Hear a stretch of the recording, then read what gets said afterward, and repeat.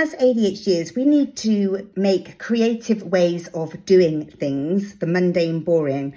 I just had to do the biggest pile of ironing. And so what I do is I always have a webinar, maybe an attitude one that I haven't seen, a podcast, and I have that playing in the background. And then what I discovered over time was when I was doing that mundane, boring task and I was listening to the amazing information and just topping up my knowledge or reaffirming my knowledge in ADHD, and then feeling like I just have so much that I need to share. So not only have I done the ironing, not only have I listened to another attitude webinar, which I completely love. If you've not come across them, please go and have a look. They are on YouTube and they are podcast format. But I also then created 10 short TikToks, this being the last one, ready to send to my VA so they can be uploaded onto TikTok. So that's 3 things that actually happened. 2 of them quite creative, learning and listening and making those connections in my ADHD brain about the subject that I completely love, and then creating some short TikToks that I can share on with everybody else. So it's just about habit stacking. When you find something, so activating is really, really difficult for us. So the movement within the ironing, having to, move around and do lots of stuff and finish a task. So I'm focusing on that, but I'm listening to something creative. Those 2 things then popped me into action to be able to do the TikToks. So it's those 2 things, the combination, that then create the 3rd thing. So whatever your thing is, make sure that you do it intentionally on purpose in future. So if you're thinking, right, every week I've got to do some TikTok videos, every week get the ironing board out, listen to a webinar, and then you'll be able to create it with ease and flow.